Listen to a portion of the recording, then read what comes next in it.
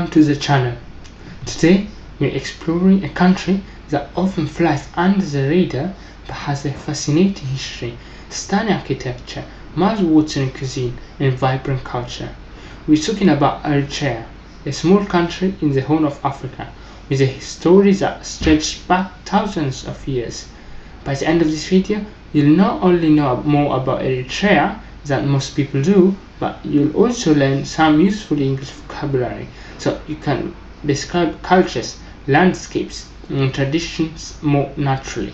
So get comfortable, grab a coffee, and let's dive into Eritrea.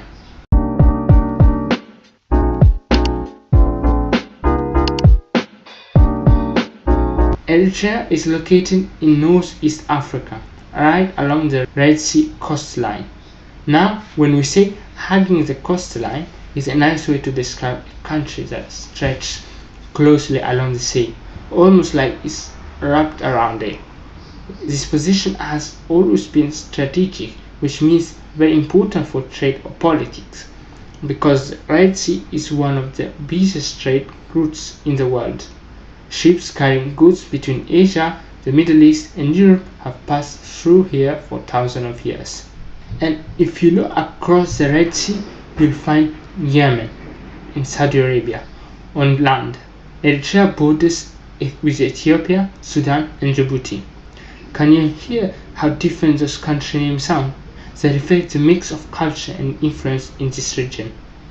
Influence, by the way, means the effect one place or culture has on another, and Eritrea's location has influenced its culture, language, and trade for centuries.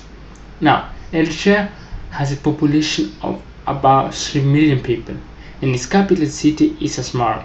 Asmara is often called Africa's Little Rome. Why? Because of its Italian colonial architecture. When we say colonial architecture, we mean the style of building left behind from the period when Italy controlled Eritrea. Walking through Asmara feels like stepping back into the 1930s. There are wide boulevards. A boulevard is a very wide, often tree-lined street, usually designed for both cars and people to walk along. You also see stylish cafes and beautiful preserved Art Deco buildings. By the way, Art Deco is a decorative style of design from the early 20th century known for its bold shapes and geometric patterns. And this unique architecture even earned Asmara a spot on the UNESCO World Heritage List, which is a global list of the world's most valuable culture and natural sites. But Eritrea is not just Asmara, as important cities include Massawa, a historic port city with Ottoman influences, semi styles and ideas from the Ottoman Empire.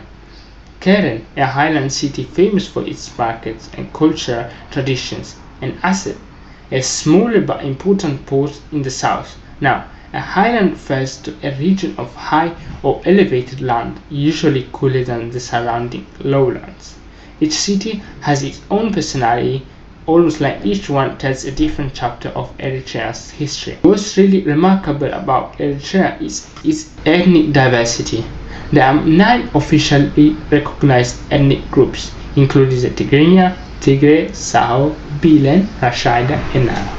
Religion is also an important part of the fight. The country is almost evenly split. About half the population is Christian and the other half is Muslim. What's beautiful is that both groups celebrate religious festivals openly, often side by side. This shows Eritrea's culture of tolerance. Tolerance means respecting and accepting differences without fighting or conflict.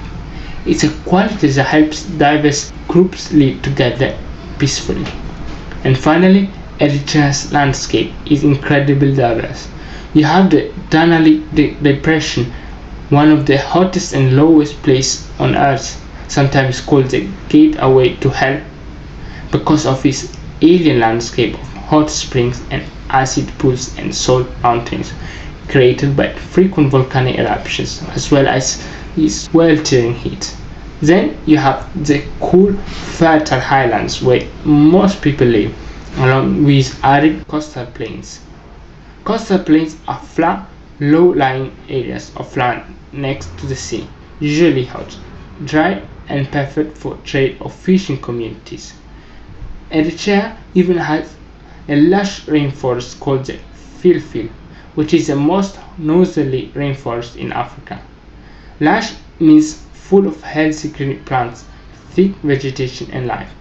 The geography influences how people live. For example, in the highlands, people wear warmer clothing and eat hearty stew. A hearty stew is a rich, filling, and comforting dish, perfect for cooler weather. Meanwhile, coastal communities wear lighter clothes and eat more seafood. So, through its location, people, and landscape, Asia is like a small country with many different worlds inside it.